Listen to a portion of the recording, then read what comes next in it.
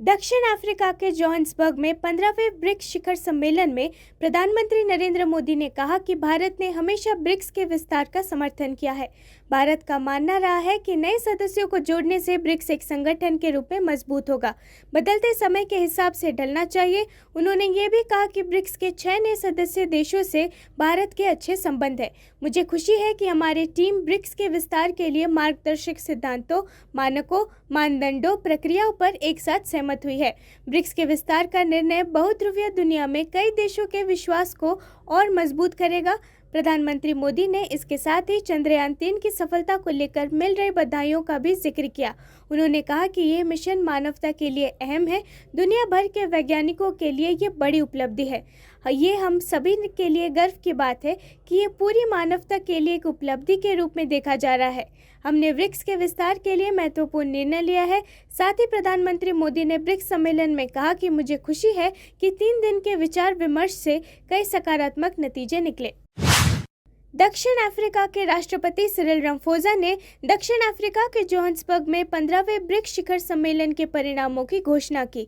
उन्होंने कहा, हम अर्जेंटीना मिस्र को आमंत्रित करने के लिए एक समझौते पर पहुंचे हैं। इथियोपिया, ईरान, सऊदी अरब और संयुक्त अरब अमीरात ब्रिक्स के पूर्ण सदस्य बनेंगे। सदस्यता जनवरी 2024 से लागू होगी। सिरिल रामाफोसा ने बताया है कि डॉलर को चुनौती देने के लिए संगठन की करेंसी पर सभी देशों के रिजर्व बैंक और फाइनेंस मिनिस्टर से बात करने को कहा गया है। इसे लेकर अगले साल बातचीत की जाएगी। संगठन के बाद सदस्यों ने बातचीत के बाद विभिन्न मुद्दों को लेकर जोहान्सबर्ग डिक्लेरेशन अडॉप्ट किया है। रामाफोसा ने कहा, हमने ब्रिक्स की स्थापना के 10 साल पूरे होने का जश्न मनाया है। हमने ग्लोबल साउथ की समस्याओं पर चर्चा की, दुनिया में चल रहे अलग अलग संघर्षों पर बात की है। हम सभी संघर्षों का बातचीत से समाधान निकालने पर जोर देते हैं। भारतीय राष्ट्रीय अंतरिक्ष संवर्धन और प्राधिकरण केंद्र आई.एन.स्पेस के अध्यक्ष डॉक्टर पवन के गोयनका ने आगामी 12 से 14 दिनों के लिए चंद्रयान 3 के प्रज्ञान रोवर के कार्य का विवरण साझा किया। उन्होंने कहा, जब रोवर अगले 12 दिनों से लगभग आधा किलोमीटर तक चंद्रमा की सतह के चारों ओर घूमेगा, तब लैंडर बहुत सारी तस्वीरें लेगा और डेटा संचारित करेगा, जिससे रोवर चंद्रमा से एकत्र करेगा। ब्रिक्स शिखर सम्मेलन से संबंधित जोहान्सबर्ग में अपनी व्यस्तताओं को पूरा करने के बाद प्रधानमंत्री नरेंद्र मोदी ग्रीस के प्रधानमंत्री के निमंत्रण पर 25 अगस्त को आधिकारिक यात्रा के लिए एथेंस, ग्रीस की यात्रा करेंगे। प्रधानमंत्री नरेंद्र मोदी एथेंस में अज्ञात सैनिक के मकबरे पर पुष्पांजलि अर्पित करेंगे। प्रधानमंत्री ग्रीस में प्रवासी भारतीयों से भी बातचीत करेंगे। नरेंद्र मोदी पिछले 40 साल में ग्रीस का दौरा करने वाले पहले प्रधानमंत्री होंगे। भारत से ग्रीस की आखिरी प्रधानमंत्री यात्रा 1983 में हुई थी। ईडी ने सीएम भूपेश बघेल के राजनीतिक सलाहकार विनोद वर्मा के रायपुर कार्यालय पर छापा मारा, जिसके बाद उन्होंने छापे को डकैती करार कर दिया। एएनआई से बात करते हुए उन्होंने कहा कि उन्होंने सभी आवश्यक कागजी कार्रवाई और सूत्र, साथ ही उनके घर पर जो भी लेख उपलब्ध थे, प्रदान किए, लेकिन ईडी का अभी भी मानना है कि सूत्र स्पष्ट है। उनका कहना है कि ईडी की तथाकथित छापेमारी एक डकैती थी। मेरे घर में जो भी सामान मौजूद था, मैंने उसके सबूत, दस्तावेज और सूत्र दिए, फिर भी ईडी को लगा कि सूत्र स्पष्ट नहीं है। कर्नाटक के मुख्यमंत्री सिद्धारमैया ने चंद्रयान 3 की सफल लैंडिंग के लिए इसरो सदस्यों को सम्मानित किया। सिद्धारमैया ने चल रहे कावेरी जल विवाद पर भी मीडिया को संबोधित किया और कहा कि तमिलनाडु द्वारा दायर याचिका सुनवाई योग्य नहीं है, क्योंकि सुप्रीम कोर्ट पहले ही फैसला सुना चुका है।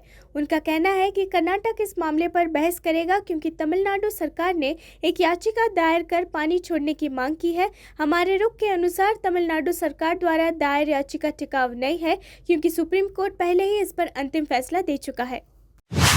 मिजोरम, छत्तीसगढ़, मध्य प्रदेश, राजस्थान और तेलंगाना में 2023 के अंत में विधानसभा चुनाव होने हैं। चुनावों से पहले ही सभी पार्टियां इसकी तैयारी में लग गई है। वहीं अब कमलनाथ ने मुख्यमंत्री शिवराज सिंह चौहान पर निशाना साधा है।